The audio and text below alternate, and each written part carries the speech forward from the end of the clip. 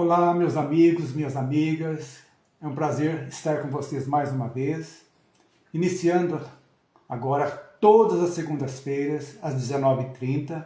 Quero convidar a todos para nos acompanhar nesse estudo do Evangelho segundo o Espiritismo, que é o verdadeiro código moral de Jesus, visando a nossa assimilação dos seus ensinamentos nesse momento importante que a humanidade está passando, que é a sua transição planetária. Então nós precisamos internalizar isso, os seus ensinos, não só conhecer, mas vivenciá-los. Então muitos perguntam, por que Kardec, no seu Evangelho segundo o Espiritismo, codificado por ele, através dos bons espíritos, colocou esse item na introdução sobre as notícias históricas? Por quê? É para nos situarmos o que Jesus, na época dele na Palestina, e que nós, durante no seu Novo Testamento, todas as histórias, nós vamos falar de fariseus, de publicanos, de judeus, de samaritanos, de romanos, uma gama de pessoas. Então nós precisamos conhecer, porque lá na frente, quando chegarmos às parábolas, os seus ensinamentos, isso vai ser muito citado. Então a gente precisa entender isso aí. Então é muito importante. Por quê? Nós sabemos que Jesus falava por parábolas, que era o meio mais fácil das pessoas entenderem. Então, era aquela tradição passada de pai para filho, sendo mais fácil de ser assimilada. E Kardec colocou uma coisa muito interessante aqui no início do seu estudo aqui nas notícias históricas. Diz ele, para bem compreender certas passagens dos evangelhos, é necessário conhecer o valor de várias palavras que neles são empregadas com frequência e que caracterizam, o estado dos costumes e da sociedade judaica da época. Essas palavras, não tendo para nós o mesmo sentido, frequentemente foram mal interpretadas e por isso mesmo deixaram uma espécie de incerteza. A compreensão do seu significado explica, por outro lado, o sentido verdadeiro de certas máximas que parecem estranhas à primeira vista. Ou seja, nós vamos aprender aqui, extrair o espírito da letra, ou seja, o sentido que Jesus queria dizer. Porque a língua hebraica, aramaica, era muito pobre. Uma palavra, às vezes, tinha vários sentidos que precisa ver o contexto para ser analisada. Então, a Palestina, na época de Jesus, era uma região complexa, que estava sob o domínio de Roma. Era uma região marcada por uma diversidade cultural e religiosa, refletindo a complexa história de conquistas e influências ao longo dos séculos. Então, é uma saga vivida pelos judeus. A população era composta por diversos grupos étnicos e sociais, incluindo quem? Judeus, samaritanos, romanos, publicanos e tantos outros povos do Mediterrâneo. Então nós vamos fazer essa diversidade cultural. E por que é importante isso? Nós precisamos nos situarmos, mentalizarmos. Hoje, com a internet, com os filmes, dá para a gente ver muita coisa, sentir isso que estamos estudando aqui na prática. No filme, por exemplo, essa semana eu assisti um filme que eu recomendo a todos. Está no YouTube, é de graça, é O Nome da Rosa. Muito interessante, vale a pena para vocês verem em 300 e poucos anos o que foi adulterado do cristianismo puro.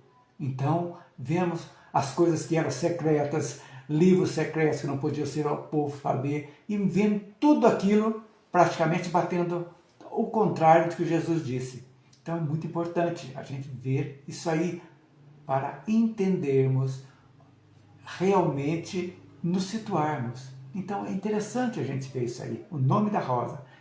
E também tem uma série agora na Netflix, The Chosen, Os Escolhidos, que vai contar a história de Jesus também vivenciando essa época da Palestina. Então isso aqui é um ensinamento, é a história geral que estamos aprendendo aqui hoje, para a gente entender a beleza a argúcia, a sabedoria do Cristo, de como ele conseguiu passar as informações, porque ele não escreveu nada, ele falava e as pessoas assimilavam na medida do possível, da capacidade delas, e anotavam, e assim foram seguindo devagarzinho. Então isso é muito interessante. Então, nós podemos dividir a Palestina, vamos estudar primeiro qual era a estrutura social da Palestina. O que tinha lá? Então nós tínhamos, lógico, uma classe chamada elite, que era uma pequena parcela da população que detinha o quê? O poder econômico e político, incluindo, quem que incluía a elite? Os sacerdotes do templo, os grandes proprietários de terras e os comerciantes, era a elite. Depois nós tínhamos a classe média, que eram os artesãos, pequenos comerciantes e agricultores, que formavam uma parte significativa da sociedade na época. Depois, seguindo a sequência, teríamos os camponeses, que era a maioria da população que vivia em áreas rurais e dependiam da agricultura para a sua subsistência, muitas vezes enfrentando dificuldades econômicas e exploração dos mais ricos. E completando a estrutura social, tinha os marginalizados, que eram os grupos como pobres, doentes, cobradores de impostos, que eram considerados traidores pelos judeus, e pecadores públicos. Essa é a estrutura social. E depois vamos falar um pouco. E a religião? O que a religião? Religião, o judaísmo, era a religião predominante, com o Templo de Jerusalém como centro da vida religiosa e cultural. Dentro do judaísmo, havia diferentes grupos com interpretações diversas da lei mosaica. Olha para vocês verem, as diferenças começaram lá atrás.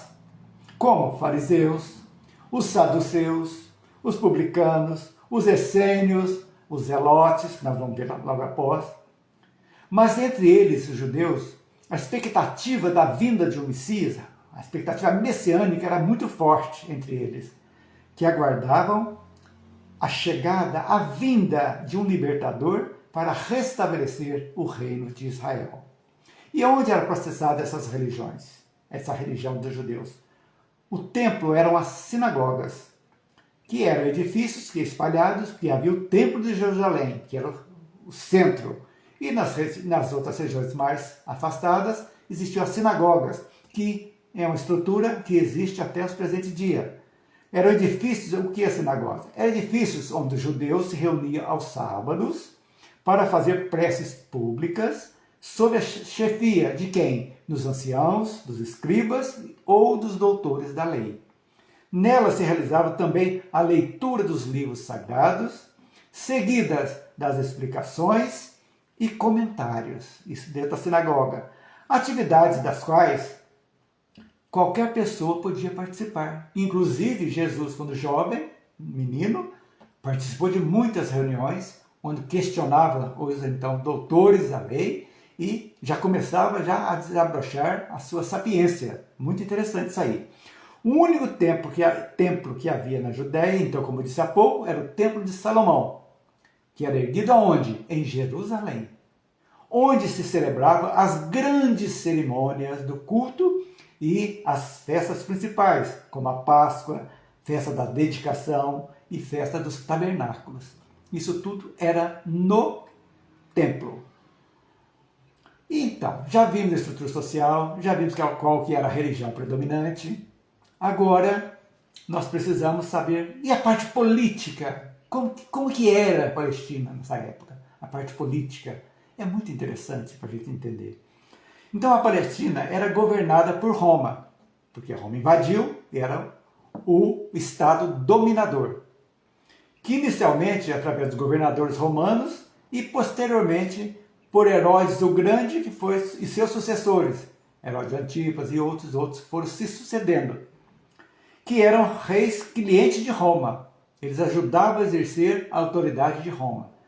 Então, como eram judeus, tinha mais fácil, eles eram como se fossem os prepostos romanos ali, Apesar que também Roma tinha um preposto lá, que era Pôncio Pilatos também, na época de Jesus.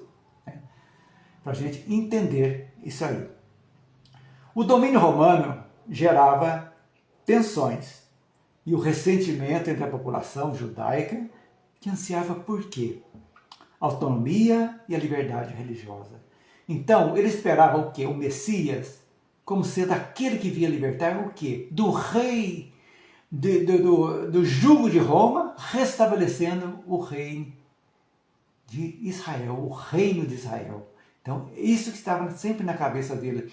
Porque esse Messias já era previsto lá pelos profetas antigos e sempre veio chegando de Moisés, sempre que esse Messias libertador iria chegar.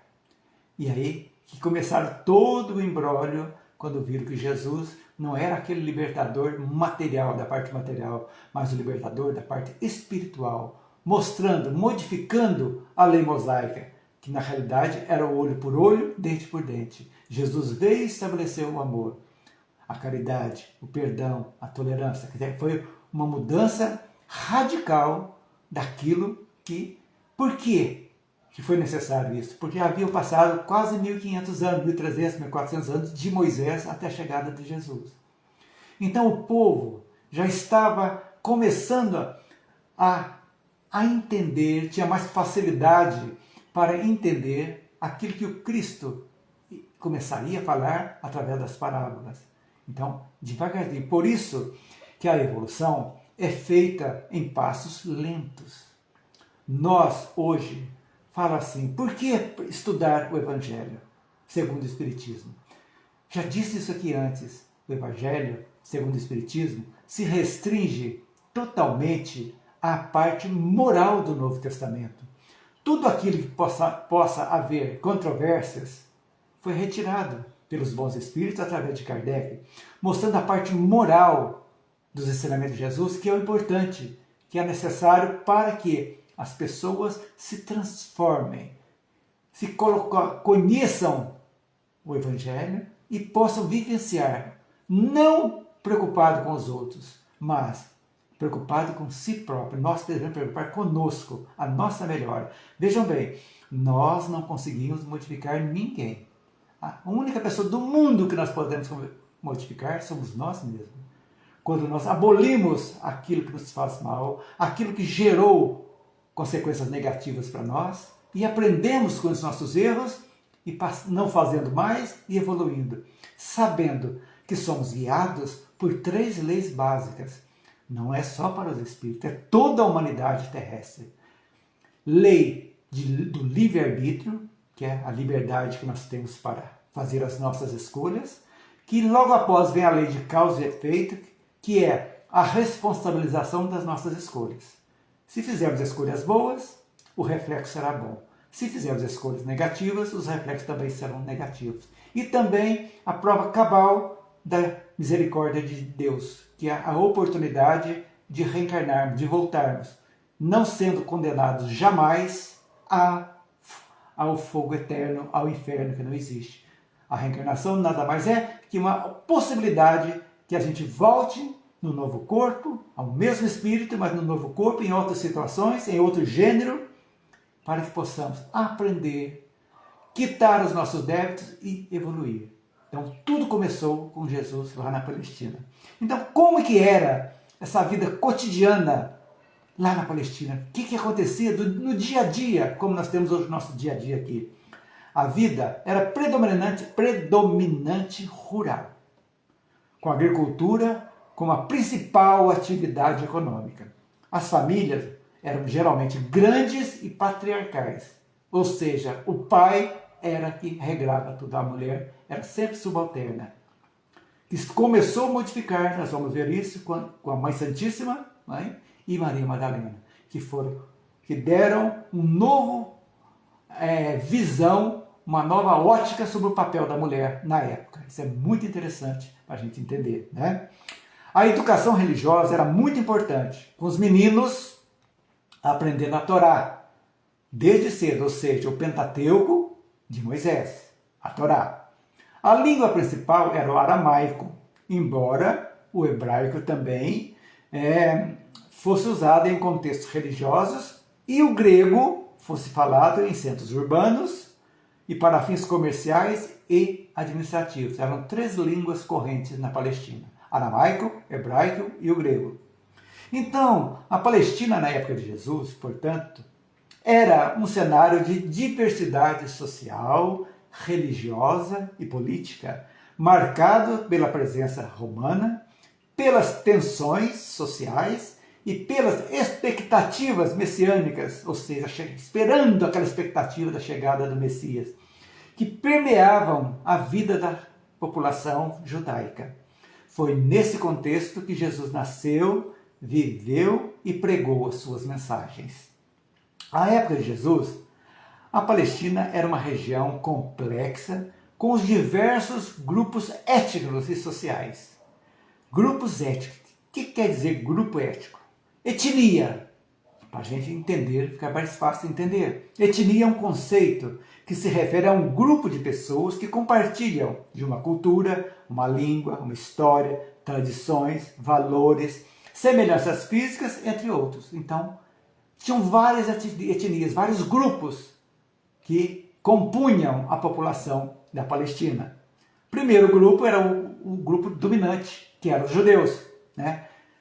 Que era predominante onde? Na Judéia e na Galileia. Falavam principalmente o aramaico, né? Vimos há pouco, embora alguns também conhecessem o grego devido à influência de Atenas, né? Helenística. Dentro do judaísmo havia diferentes correntes, olha para vocês verem, e seitas, como os fariseus, saduceus e os essênicos. Esses eram os judeus, então vamos falar daqui a pouco das correntes dentro do judaísmo. Mas ao mesmo tempo, havia os samaritanos. Quem eram os samaritanos que os judeus odiavam? Eles habitavam, por que samaritanos? Eles habitavam a região da Samaria, que é a parte central da Palestina, especialmente ao redor do Monte Gerizim. Também professavam uma forma de judaísmo e eram considerados pelos judeus como tendo uma linhagem religiosa e étnica impura. Eles não consideravam, eram judeus impuros, eles acham. Resultado, por que impuros? Porque era resultado de casamentos mistos com povos estrangeiros, após o exílio assírio. Então eles se misturaram com outros que não eram judeus. Então eles eram considerados impuros e eram odiados pelos judeus. A relação entre eles, judeus e samaritanos, eram tensas. Essa rivalidade era marcada por diferenças teológicas, históricas que remontavam a séculos. Por isso que lá na frente nós vamos estudar a parábola do bom samaritano, da mulher samaritana, que Jesus, no momento certo, chegou até eles, mostrando que a caridade não pertence a nenhuma religião. É inerente ao ser humano do bem, ser caridoso. Bom, isso aí. O que é a verdadeira caridade? É facinho, é benevolência para os erros alheios. Olha só o que eu dizer, benevolência para os reis. Indulgência para os reis alheios, desculpe. Benevolência, bondade, indulgência e perdão das ofensas. Se faltar um desses 3 itens, nós não estamos praticando a verdadeira caridade, né? Bondade, indulgência para os erros alheios e o perdão das ofensas. É o BIP. BIP. Não esqueçam disso. Lembra do BIP? Já sabem. É o nosso caminho, conhecendo o Evangelho, que nós nos tornarmos mesmo caridosos na acepção da palavra. Então, voltando então às divisões entre os judeus, teremos um resumo, que os fariseus, que era um grupo religioso e político, que eram marcados na observância da lei. A lei é o que estava escrito, não interpretava. Era a interpretação e não mudavam nada, não tinha nada, tinha que seguir aquilo. Gostavam de rituais, tinha que seguir a certo, como eram Por isso que Deus, eles eram muito apegados às coisas materiais, às festas, às celebrações do templo, que tinha aquela ritualística bonita, que a Igreja Católica copiou. Até hoje existe essa ritualística, tudo aí, eram os fariseus. Depois tinha os saduceus. Os saduceus controlavam o templo.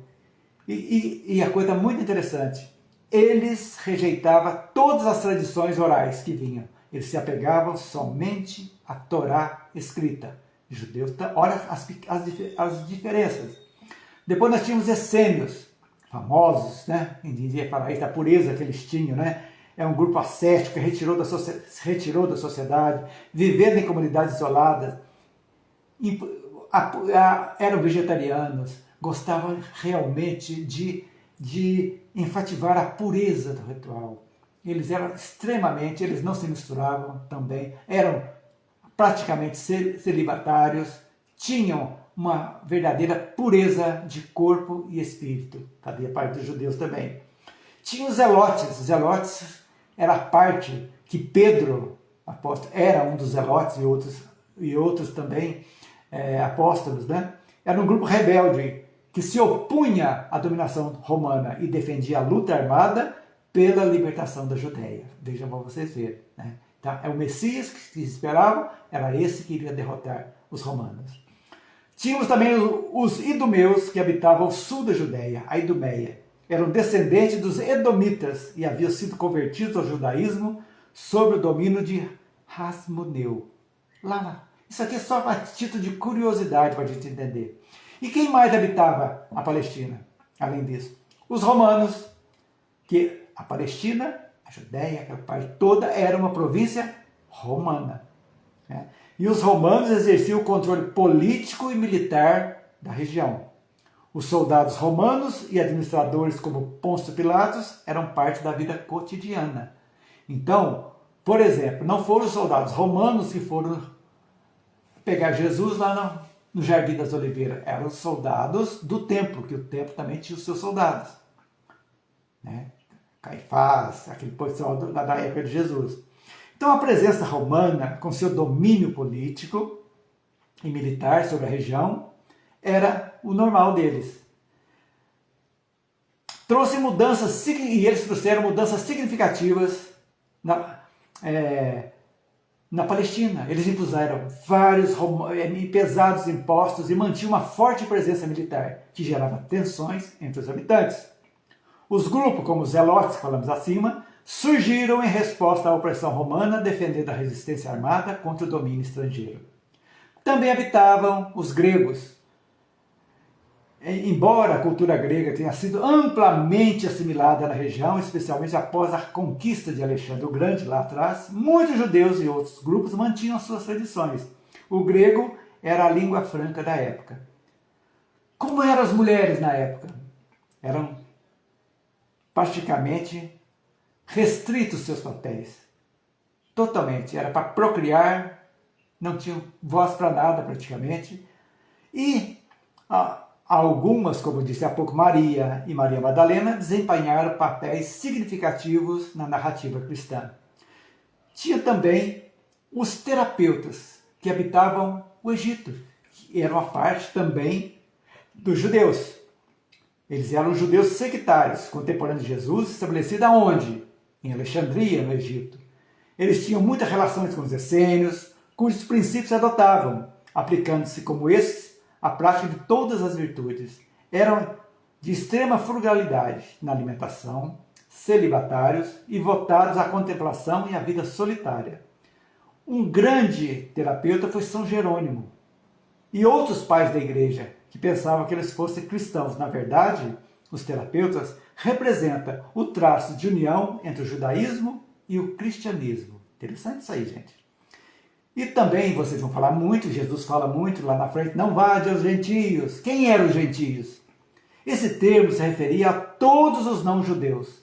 Havia comunidades de gentios vivendo em várias partes da Palestina, especialmente nas cidades costeiras, tais como fenícios, gregos. Nas regiões a leste do Mar da Galileia havia os sírios, A cultura e a língua grega tinham uma influência significativa, especialmente nos centros urbanos.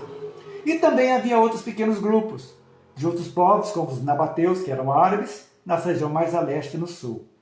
Então, os grupos sociais eram muito estratificados. Já vimos a foto lá na frente. Tinha a elite sacerdotal sentada no Templo de Jerusalém, que incluía o sumo sacerdote e as famílias sacerdotais ricas e influentes. Depois nós tínhamos a aristocracia laica, que eram os proprietários de terra, ricos e nobres, que também exerciam influência social. Muitos deles estavam ligados aos saduceus, falando do tempo. Também, como falamos há pouco, os escribas e fariseus, que eram os estudiosos da lei mosaica, e tinham grande influência religiosa e social sobre o povo. Os fariseus, em particular, eram populares entre as classes mais baixas e defendiam uma interpretação mais rigorosa da lei. Mateus, Levi, era um fariseu que, conhecendo Jesus, abandonou e foi tornar seu apóstolo. Escreveu até um dos evangelhos mais completos que existe, que é o Evangelho de Mateus. Também, falamos há pouco, os comerciantes e artesãos, que eram uma classe média urbana. Os camponeses, falamos há pouco, que viviam da agricultura, e também os marginalizados, que falamos há pouco, e por incrível que pareça, ainda existiam os escravos. Embora não fosse a maioria da população, a escravidão existia na sociedade romana e também na Palestina. Olha para vocês verem. Além dos fariseus, saduceus, havia outros grupos com agendas políticas e religiosas distintas, como falamos há pouco, os zelotes, os herodianos, que apoiavam Herodes e a sua dinastia. Então, isso aí, essa salada, é o que existia lá na Palestina na época de Jesus. Então, terminando, a interação entre esses grupos étnicos e sociais moldou o contexto político, religioso e cultural em que Jesus viveu e pregou. As tensões entre judeus e romanos, as divisões dentro do judaísmo, as desigualdades sociais eram realidades importantes da Palestina do primeiro século.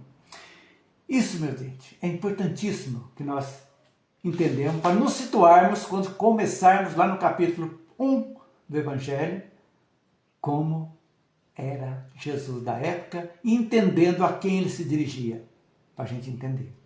Então, quero convidá-los, na próxima semana, nós vamos, o item 4 da introdução, que nós vamos falar sobre Sócrates e Platão.